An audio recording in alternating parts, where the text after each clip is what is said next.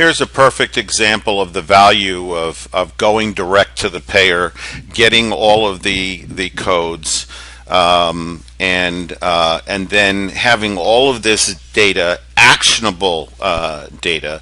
It's the carrier analysis report, which you can use for settlement campaigns as well as reimbursement campaigns. Settlement campaigns meaning to get what you should have gotten but didn't get. Reimbursement campaigns to get more money in the future. You just choose the carrier you want. The date ranges, this is 6 months, and this is actually made so that if your organization is large enough to go across geographical areas that have different reimbursement schedules, it's all taken care of in here.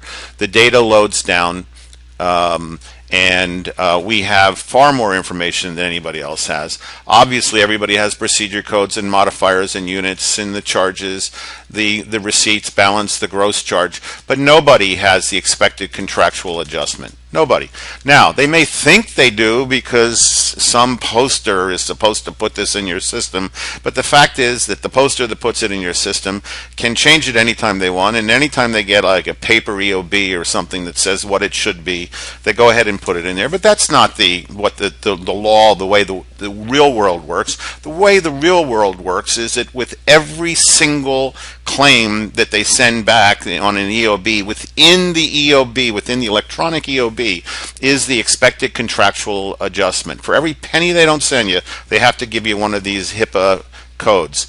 And here's the expected patient deductible, not the one that you think that should be there, but the one the insurance company thinks it should be there. The expected copay, not the one that you think or the insurance or the patient thinks or even that card thinks. The one that the insurance company is forced legally to defend. Here's the expected secondary payment. Here's the contractual compliance with what the payment was.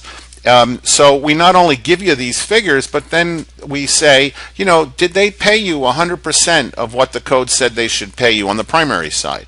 So there's just a whole lot. Here's the compliance. Wherever you see percents, here's the patient payment compliance. So wherever you see percents, we're saying to you, did you get 100% of what the patient said you should get?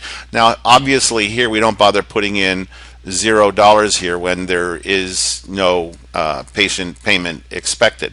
So now you come down here to a carrier analysis. Dr. Blasky is the first one that asked us to do this. For the purpose of reimbursement campaigns, you would simply put in, you'd say I want 110% of Medicare, and then anything that didn't reach 110% of Medicare would pop up here. Here's what you're getting as a percentage of 110% of Medicare. Here's what you're getting as a percentage of Medicare. And obviously 10 points, 10%, minus the 10% of the 10%. And then here's your percentage of the top 100 carrier, the procedure codes by revenue for this carrier. Reason being, you don't want to spend a whole lot of time fooling around with procedure codes that don't matter that much, unless, of course, the RVUs are very high. RVUs are, I don't know who's in charge of RVUs, maybe MGMA or whatever, but they're an analysis of the cost, not only in your time, but in an investment of assets, including rent and machinery, etc., that goes into a procedure code. So you would like to have your dollars modeled closely to your RVUs. You'd like to see those curves, fairly consistent, linearly related to each other, if not more favorably. And here we know your procedure codes. We also know that the fees are modified by whether they're in a facility other than the office or in the office, and we also know the modifiers. So we alter them here. Now, if you had any questions and you wanted to see the detail behind any of these, for instance, let's say we want to see the 31255s done in a facility. There are 28 of them. We just double click on any cell, and then here they are from row 2 to row 29, 28 line items, and they're all here.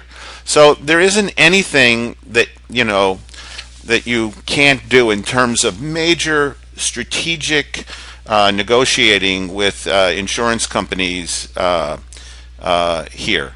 It's terribly powerful. It's the perfect example of having, really smart developer, really verbal and smart client, and working together also with a consultant, Larry Barron, to work these things out, to solve these problems. But you can't solve the problem unless you have the data elements, and you can't have the data elements in some clearinghouse, as Ed Horner says, in California. So I thought that's a very important thing to see. This is completely and utterly proprietary. I don't want and require that you not go, distributing this around and showing this to people. It won't help us by a long shot, and it certainly won't help you. Thank you.